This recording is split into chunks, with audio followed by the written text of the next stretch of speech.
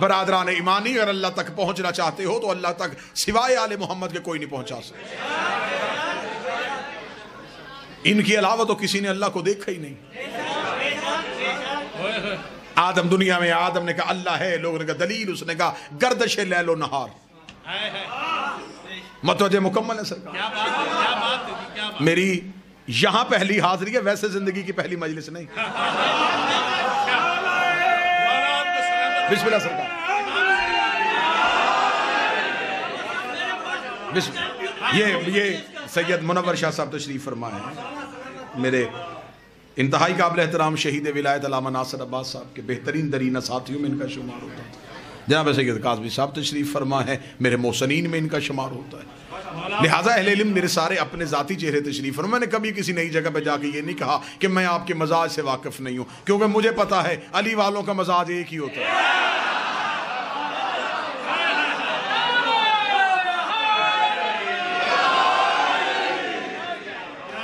ان کے سوا مجھے کوئی ایسا دکھا جو ہمیں اللہ سے ملائے۔ حضرت آدم دنیا میں اللہ ہے، لوگوں نے کہا دلیل، کہنے کہ سورج کا نکلنا اور وقت پہ غروب ہونا، یہ ہوایوں کا چلنا، یہ دریا کا، یہ ساری دلیلیں ہیں کہ یہ سب کچھ میرا اللہ کر رہا ہے۔ یعنی کہ حضرت آدم نے بھی اللہ منوایا تو نشانیوں سے۔ میں ٹھیک کہہ رہا ہوں؟ حضرت نوح آئے، لوگوں سے کہا اللہ ہے، لوگوں نے کہا دلیل۔ جناب نوح نے کہا کہ تنور سے پانی نکلے گا، جو میری کشتی میں بیٹھے گا وہ بچے گا، یہ اس بات کی دلیل ہے کہ میرا اللہ ایسا ہے جو اتنے پانی میں میری کشتی کو تیرتا ہوا رکھے۔ نشانی سے اللہ منوایا۔ حضرت ابراہیم اللہ ہے، لوگوں نے کہا دلیل، فرمایا نار نمرود کا گلزار ہونا۔ حضرت موسیٰ نے کہا اللہ ہے، لوگوں نے کہا دلیل، فرمایا کوہ طور۔ حضرت عیسیٰ نے کہا اللہ ہے، لوگوں نے کہا دلیل، فرمایا ید بیضا۔ ہر ایک نبی نے دلیلوں سے بتایا کہ اللہ ہے۔ کوفے کے منبر پہ علی بیٹھے تھے، فرمایا اللہ ہے۔ ایک یہودی کا دلیل، فرمایا ہم۔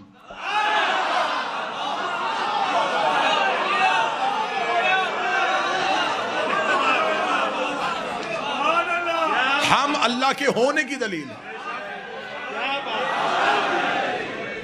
اللہ خود تو زمین پہ نہیں آ سکتا نا، تو وہ مخلوق تک فیض کیسے پہنچانا تھا؟ سورج زمین پہ نہیں آتا، شعاؤں کو بھیجتا، شعائیں فیض سورج سے لیتی ہیں، مخلوق کو بانٹ دیتی۔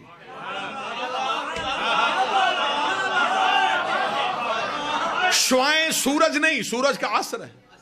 14 اللہ نہیں،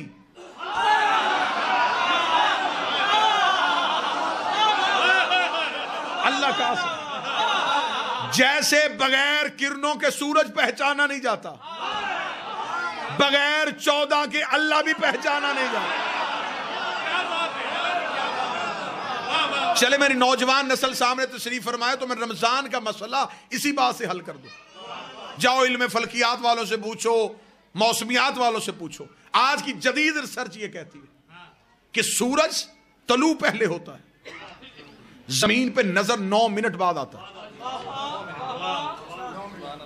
انہوں نے دلیل دی، انہوں نے کہا جو سورج کی پہلی شعاع سورج سے نکل کے زمین تک پہنچتی ہے تو زمین کے ٹائم کے مطابق اسے 9 منٹ کا دورانیہ چاہیے سورج سے نکل کے زمین تک پہنچنا۔ جب تک وہ ہمارے گولے پہ وہ لائٹ نہیں پہنچتی ہم یہ سمجھتے ہیں کہ سورج آیا ہی نہیں۔ شعاع بتاتی ہے کہ وہ آ گیا ہے۔ کوئی تو بندہ ہوگا۔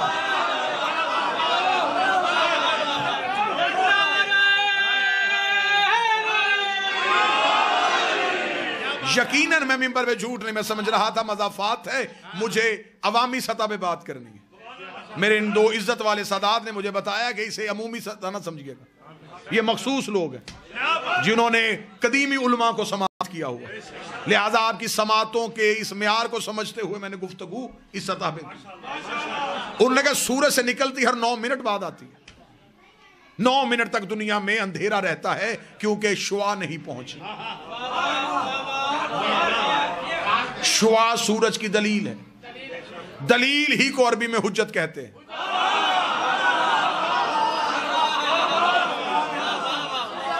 اور وہی علم فلکیات والے کہتے ہیں کہ سورج غروب پہلے ہو جاتا ہے، نظر 9 منٹ تک آتا ہے، اس وجہ سے کہ وہ جو شعاع زمین پہ ہوتی ہیں ان شعاؤں کو واپس سورج تک پہنچنے کے لیے 9 منٹ کا ٹائم چاہیے۔ جتنی دیر تک وہ زمین سے سورج تک پہنچتی ہیں زمین والے سمجھتے ہیں کہ ابھی سورج ہے، لیکن وہ جا چکا ہوتا ہے۔ میرے جانے کے بعد سب بات سمجھ میں آئے تو پھر نوکر کو دعا دے دینا، رات بستر میں سمجھ آئے تو پھر نوکر کو دعا دے دینا۔ دنیا مولا حسین کی عزت کا سمجھ، اگر ہم سے چاہے تو ہم سائنس سے اپنا مذہب ثابت کر سکتے ہیں۔ سورج نکلتا پہلے ہے، نظر 9 منٹ بعد آتا ہے، غروب پہلے ہوتا ہے، 9 منٹ تک نظر آتا رہتا ہے۔ اب بھی ہم زمانے کو بتائیں کہ ہم روزہ 10 منٹ بعد کیوں کھولتے ہیں؟ ہائے ہائے،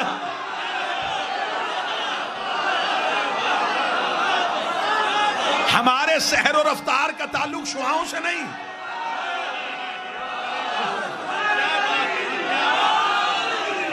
ہمارے سحر و رفتار کا تعلق،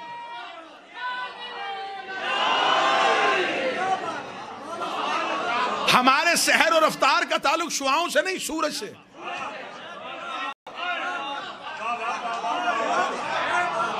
جب سائنس کہہ رہی ہے کہ 10 منٹ پہلے اور 10 منٹ بعد غروب ہوتا ہے تو پھر 10 منٹ کا فلسفہ تو ہم نے سائنس سے ثابت کر دیا۔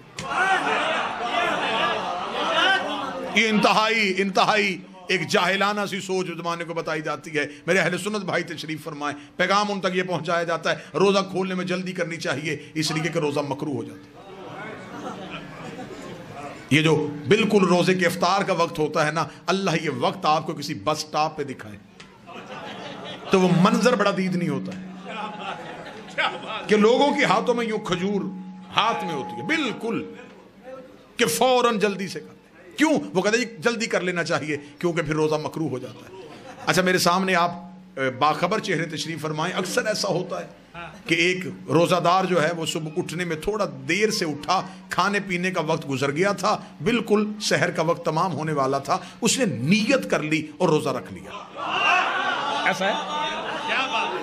مذہب اسلام کا کوئی مفتی ایسا نہیں جو یہ کہے کہ اس کا روزہ نہیں ہوا، وہ کہتے ہو گیا۔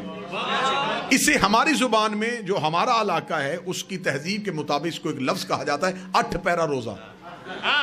اب پتہ نہیں آپ کے ہاں کون سا لفظ بولا جاتا ہے، ہمارے ہاں کہا جاتا ہے 8 پیرا روزہ جو بغیر کھائے پیے رکھا جائے، بلکہ مولوی کہتے ہیں مسجدوں والے کہ اس کی زیادہ فضیلت ہے کیونکہ یہ بغیر کھائے پیے رکھا۔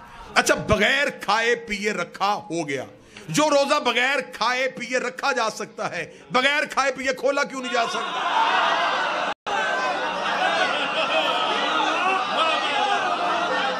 روزے کا تو اپنا وقت ہے، اس نے یہ نہیں دیکھنا کہ آپ نے کھجور کھائی ہے کہ نہیں کھائی۔ آپ فجر پڑھیں یا نہ پڑھیں، جب فجر کا وقت گزر جائے گا تو وہ گزر گیا۔ عبادات جو ہوتی ہیں یہ انسان کی محتاج نہیں ہوتی، انسان عبادات کا محتاج ہے۔ لیکن یہ ساری منفی سوچیں اس لیے آئیں کہ جب دین وارثوں سے چھوڑ کے اپنے جیسوں سے لوگے تو پھر یہی حالت ہو۔ لہذا جو بات میں آپ تک پہنچا رہا تھا، بغیر ان کے اللہ سمجھ میں نہیں آ سکتا۔ یہ رمضان کا مہینہ وہ ہے جس میں گناہگار بھی اللہ کے قریب ہونے کی کوشش کرتے ہیں۔ کیا کہا جاتا ہے اس میں سیکھے صاحب کہ نیت کی جاتی ہے کہ 2 رکعت نماز فجر پڑھتا ہوں قربتاً اللہ، روزہ رکھتا ہوں قربتاً اللہ۔ ہمارے ہاں اصل میں مسئلہ زیادہ یہ ہے کہ اکثر چیزیں جو ہیں ان کا تعلق جب عربی زبان سے آ جاتا ہے تو ہم اس سے بے خبر ہو جاتے ہیں۔ مثلا نیت کی عبادت کی قربتاً اللہ، نماز پڑھتا ہوں قربتاً، یہ قربتاً اللہ کیا ہے؟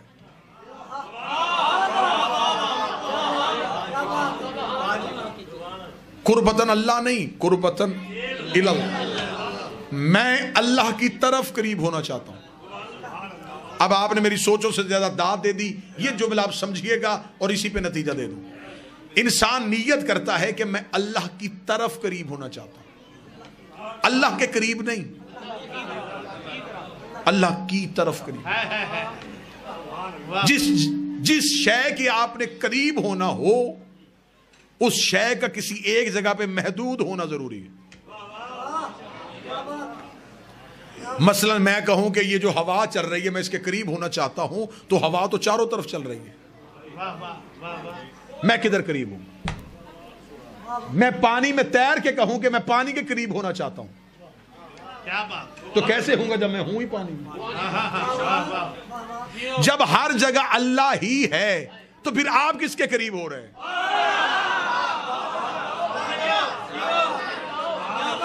جتنا آسان کہیں گے اتنا آسان کر لوں گا، لیکن بات کو سمجھیے گا ضرور. نیت ہے قربتن اللہ، اللہ کی طرف قریب ہونا چاہتا ہوں. میں مجمع سے کہوں تھوڑا تھوڑا ممبر کے قریب ہو جائے، اس کا مطلب ممبر یہاں ہے.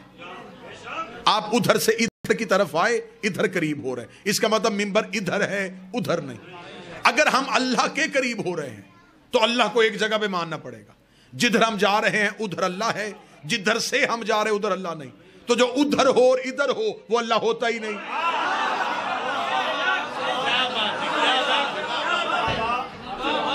آپ کو پتہ بھی نہیں چلنا اور میں عقیدہ آپ کے کلیجے میں رکھ کے واپس آ جاؤں گا. ہم عقائد کے حوالے سے خود کچھ حملہ آور ہے کہ پتہ بھی نہیں چلتا، اور اس وقت پتہ چلتا ہے کہ جب ہم اس کے بالکل قریب بلاسٹ ہو جاتے کہ عقیدہ اس کے اندر اب صلاحیت کر گیا. آپ اللہ کی طرف قریب ہونا چاہتے ہیں، سید اللہ کی طرف قریب ہونا چاہتے ہیں تو اللہ ہے کہاں؟ پہلے بتاؤ کیا آسمانوں پہ اللہ ہے؟ تو اگر آسمانوں پہ ہے تو زمینوں پہ کون ہے؟ تو اللہ آسمانوں پہ ہے زمینوں پہ نہیں، تو اس کا مطلب ہے معاذ اللہ وہ ادھر ہے اور ادھر نہیں. اگر کہیں کہ وہ آسمانوں پہ بھی رہتا ہے زمینوں پہ بھی رہتا ہے، کبھی ادھر جاتا ہے کبھی ادھر آتا ہے، پھر ہم اس کے تغیر کے قائل ہو جائیں گے. وہ حرکت میں بھی نہیں. اگر ہم کہیں وہ ایک جگہ پہ رکا ہوا ہے، پھر ہم اس کے سکوت کے قائل ہو جائیں گے. وہ ساکن بھی نہیں. اگر ہم کہیں کہ وہ ہر جگہ میں آ گیا ہے، پھر ہم اس کے حلول کے قائل ہو جائیں گے. تو پھر جس کے قریب ہونا جا رہے ہو وہ ہے کہاں؟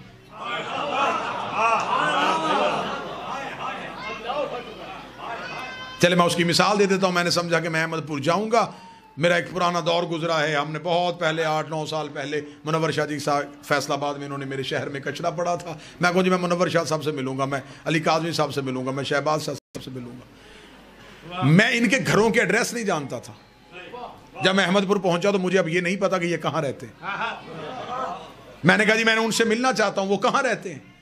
کسی نے بتایا کہ اگر آپ ان سے ملنا چاہتے اگر ان کا ایڈریس نہیں پتا تو ان کے کسی قریبی سے پوچھ لیں.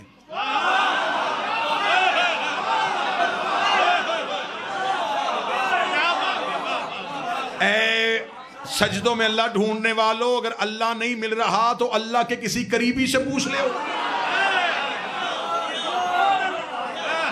اگر آپ کو اللہ نہیں مل رہا تو آئیں پہلے کسی اللہ کے قریبی سے پوچھ لیتے ہیں کہ اللہ ہے کہاں. ایسا ہی ہے جی. اگر اجازت دیں تو پھر اگلی منزل پہ چلیں. آئیں ہم چلتے ہیں.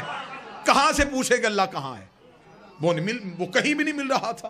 نظر وہ نہیں آ رہا تھا، دکھائی وہ نہیں دے رہا تھا، بول وہ ہم سے نہیں رہا تھا، لمس میں وہ نہیں آ رہا تھا، سونگنے میں وہ نہیں آ رہا تھا، چکھنے میں وہ نہیں آ رہا تھا، حواس خمسہ میں بھی نہیں آ رہا تھا. اور ہم نیت کر بیٹھے تھے کہ ہم اس کے قریب ہو رہے ہیں. جب کہیں سے نہیں ملا تو میں قرآن کے سامنے گیا. میں نے قرآن کے سامنے ہاتھ جوڑے. میں نے کہا اے علی کے خاموش ذاکر،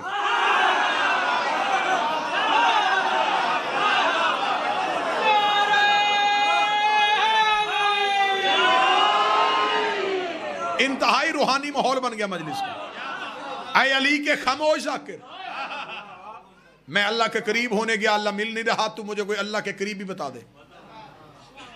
میں نے جب قرآن کے سامنے ہاتھ جوڑے، کان لگایا، تو قرآن سے آواز آئی کہ میرے سینے میں 4 ایسے ہیں جن کا دعویٰ ہے کہ وہ اس کے قریب گئے. ان 4 سے مل، یہ تجھے بتا سکتے ہیں کہ وہ کہاں رہتا. اب بالکل میں قریب آ گیا اور سمجھ بھی نہیں آنی کہ میں گزرا کہاں سے ہوں. میں نے کہا پہلا انہوں نے کہا حضرت موسیٰ، اس کا دعویٰ ہے کہ یہ اللہ سے باتیں کرتا تھا. میں بارگاہ کلیم اللہ میں گیا. میں نے کہا اے اللہ کا نبی، میں اللہ کے قریب ہونا چاہتا ہوں، بتا کتنا قریب کرے گا. حضرت موسیٰ کی آواز ہے، اس نے مجھے خود طور پہ روک دیا ہے.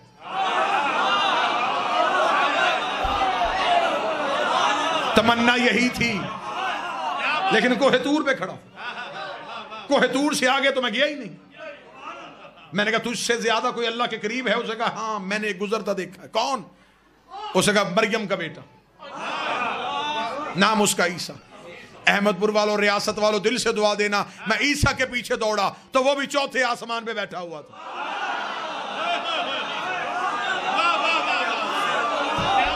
میں نے کہا اے حضرت عیسیٰ، اے بطول زادہ، تو اللہ کے قریب ہونے گیا تھا. اس نے کہا 4تھے پہ پہنچا. اس نے کہا تو بھی انتظار کر. میں بھی انتظار کر رہا ہوں. میں نے کہا موسیٰ طور پہ کھڑا ہے، تو چوتھے آسمان پہ کھڑا ہے، تجھ سے بھی کوئی آگے گیا؟ اس نے کہا ایک فرشتے کو گزرتے دیکھتا ہوں جس کے پاس وحی ہوتی ہے اور جسے جبریل امین کہتے ہیں۔ ریاست والوں سر نہ ہلانا، زبان کو زحمت دینا۔ میں جبریل کے پیچھے دوڑا تو وہ بھی سدرہ پہ کھڑا کانپ رہا تھا۔ ہائے ہائے ہائے،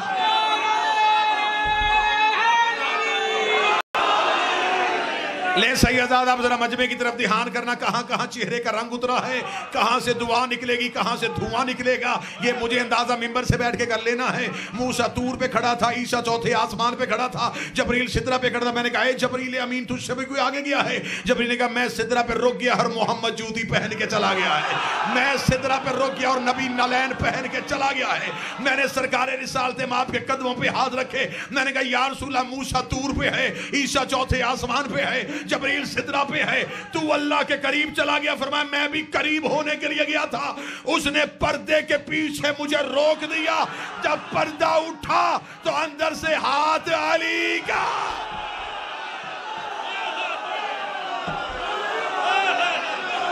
اب اگر ہاتھ یہیں پر رہیں تو میں یہاں نتیجہ دینے لگا ہوں، اگر مصطفیٰ بھی اللہ کے قریب جائے تو وہاں بھی علی کی قربت کو پاتا ہے۔ اب تم نے نیت کی تھی میں اللہ کے قریب ہو رہا ہوں، قریب علی کے بغیر ہو نہیں سکتا۔ باقی جگہوں میں سے علی بعد میں نکالنا، پہلے نیت میں سے نکال کے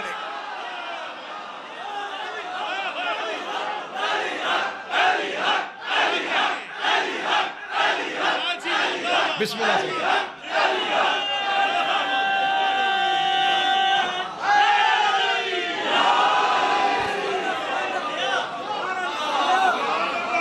قربت الہی کا نام ہے علی۔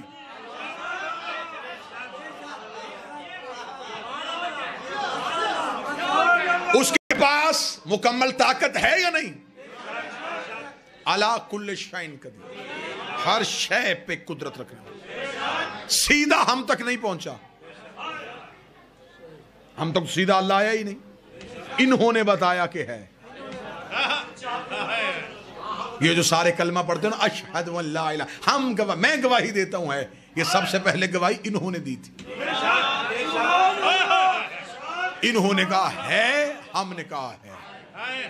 ان کی ہے کا نام توحید ہے۔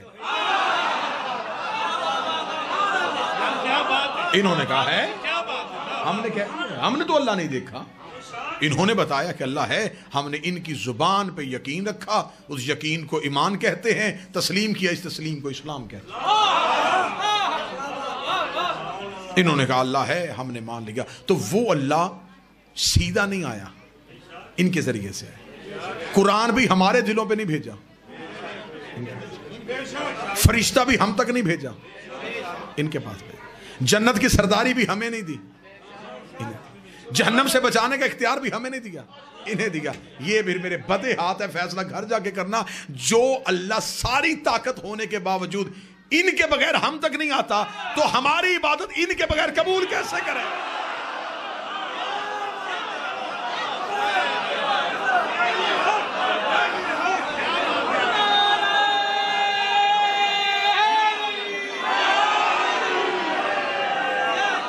متوجہ صاحبان، نہیں آیا وہ اللہ ہم تک۔ مالک حسین عزت عطا فرمائے، اس اللہ نے ہم تک پہنچنے کے لیے آل محمد کو وسیلہ فیض قرار دیا۔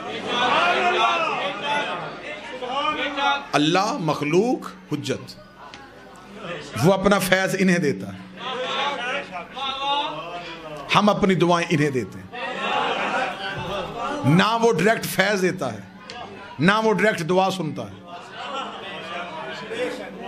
یہی وجہ ہے کہ اس درمیانی وسیلہ فیض کی وجہ سے وہ کہتا ہے تم درود پڑھو، ہم کہتے تو درود پڑھ۔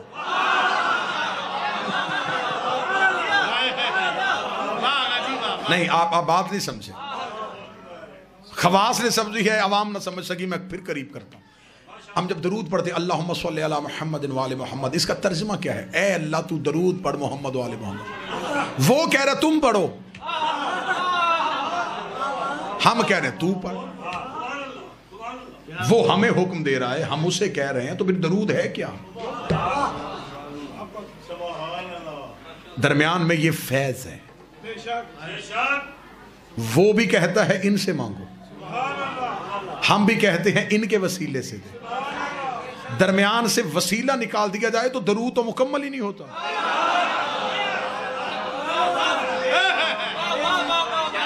اور درود کے بغیر تو اللہ نماز بھی قبول نہیں کرتا. وہ نہیں قبول کرے گا. وہ کہتا اچھا مصلی پہ میرے سنی بھائی تشریف فرمائیں, مصلی پہ ہر مسلمان صرف آل محمد پہ درود پڑھتا ہے. ہم شیعہ پڑھتے ہیں, ہم مختصر درود پڑھتے ہیں, میرے اہل سنت بھائی پڑھتے ہیں وہ درود ابراہیمی پڑھ دیتے ہیں. وہ کہتے ہیں کما صلی اللہ تعالی ابراہیم وعلی آل ابراہیم, جیسے تو نے ابراہیم پہ بھیجا اور ابراہیم کی آل پہ بھیجا. وہ بھی درود پڑھتے, لیکن وہ بھی درود صرف محمد و آل محمد پہ پڑھتے. لیکن جب مصلی سے اترے تو پھر درود کو مختلف گھروں میں بھیج دیا. آلہ ہی و صحابہ ہی و ازواجہ.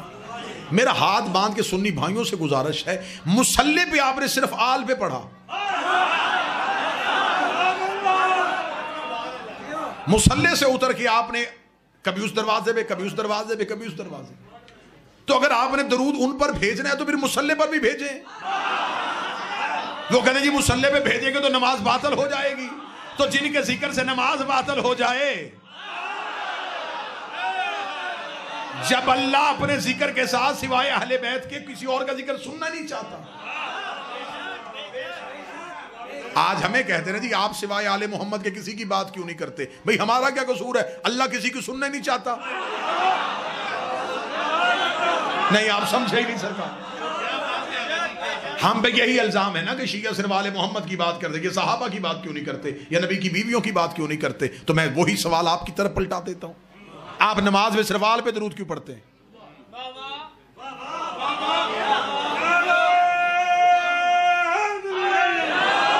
کیونکہ اللہ اپنے ذکر میں سوائے آل محمد کے علاوہ کسی اور ذکر کو برداشت نہیں کرتا. اللہم صلی علی محمد وعلی محمد.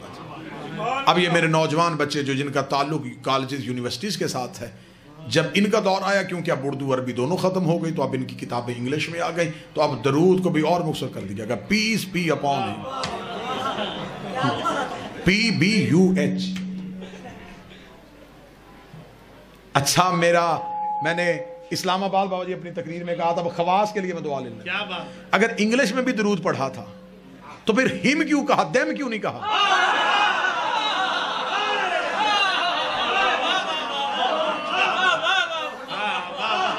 پھر تو پورے قبیلے میں بھیجنا تھا نا. یہ ہیں وہ مخصوص لوگ جنہوں نے اللہ کی پہچان کروائی.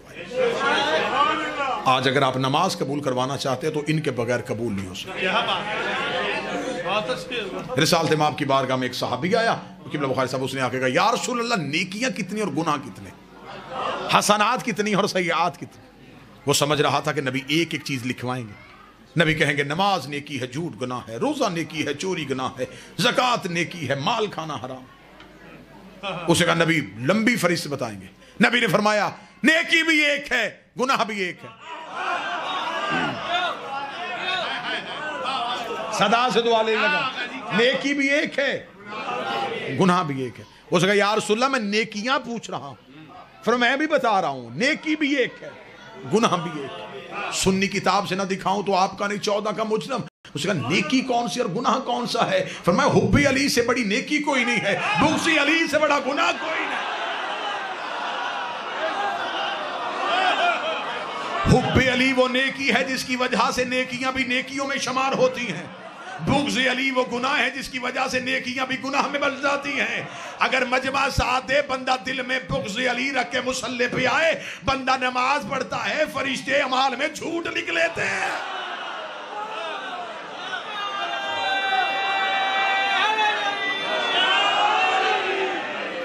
اس نے نماز پڑھی تھی.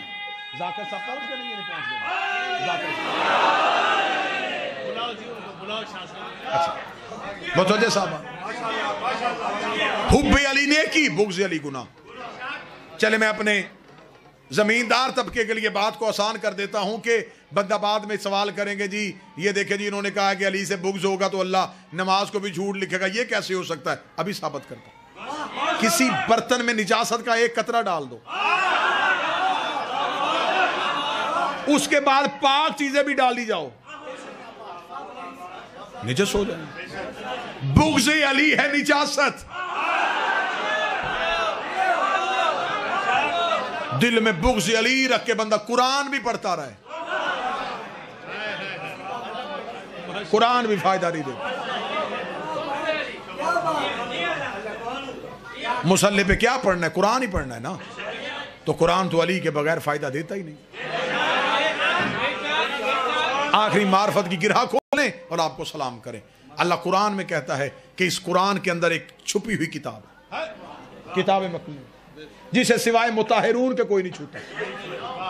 طاہر نہیں، مطہر، جو پاک ہو اسے طاہر کہتے ہیں، جس سے پاک ہو اسے مطہر۔ اس قرآن کے اندر خدا کہتا ہے کتاب چھپی ہوئی ہے، قرآن کے اندر چھپی ہوئی ہے۔ آج تک مفسرین گونگے ہیں کہ قرآن میں کون سی کتاب ہے جو چھپی ہوئی۔ دو صحابی مسجد نبوی میں بیٹھے آپس میں کہہ رہے تھے یہ قرآن کے اندر کون سی کتاب چھپی، یا قریب سے سلمان محمدی گزرے۔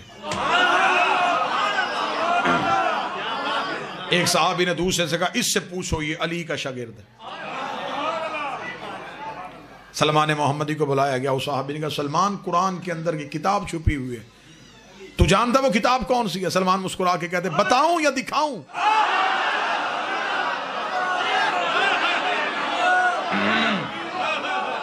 سننا چاہتے ہو یا دیکھنا چاہتے ہیں؟ اس کا بڑی اچھی بات ہوگی اگر تو دکھا دے۔ ان کے ذہن میں یہ تھا کہ ابھی سلمان قرآن اٹھائے گا اور قرآن اٹھا کے کسی آیت پہ انگلی رکھ کے کہے گا یہ وہ آیت ہے جسے اللہ نے کتاب کہا ہے، یہ وہ سورت ہے جسے اللہ نے کتاب کہا ہے۔ احمد پور والو بادشاہ حسین کی عزت قسم سلمان محمدی بجائے قرآن اٹھانے کے مسجد کے دروازے سے باہر نکلا، سیدھا دہلیز سیدہ پہ آیا، دہلیز سیدہ پہ آگے سر سجدے میں رکھا، رکھنے کے بعد دہلیز سیدہ پہ ہاتھ رکھا۔ یہ ہے وہ قرآن جس کے اندر وہ کتاب رہتی ہے، یہ ہے وہ قرآن جس کے اندر وہ کتاب رہتی ہے۔ انہوں نے کہا بوڑھا ہو گیا، علی کی محبت میں کیا کہہ رہا ہے؟ یہ تو دہلیز زہرا ہے، دہلیز زہرا کو قرآن سے شبیہ دے رہا ہے۔ سلمان مسکرا کہتا مجھے بتاؤ قرآن کھولو تو اندر سے کیا نکلتا ہے؟ انہوں نے کہا آیتیں نکلتی ہیں۔ سلمان نے کہا یہاں بیٹھو، ابھی دروازہ کھلے گا، میں تمہیں آیتیں نکلتی ہوئی دکھا۔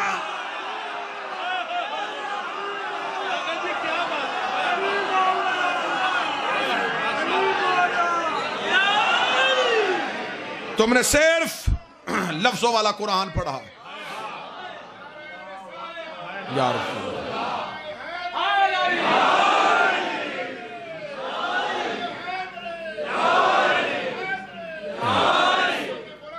اللہم صلی علی محمد۔ لے جی گفتگو تمام انشاءاللہ، زندگی باقی، ملاقات باقی، سانسوں نے وفا کی اور مالک کی بارگاہ میں قبول ہوا۔ دوبارہ آپ کے سامنے انشاءاللہ حاضر۔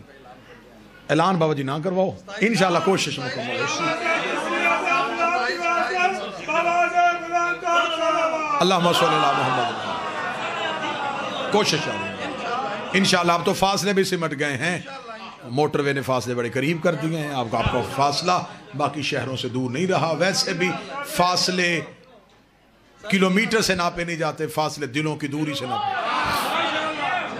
مالک انشاءاللہ، مالک کے حضور قبول ہوا تو سلام ہوگا۔ عزت والا گھر تھا، مسلمانوں نے برے طریقے سے لوٹا۔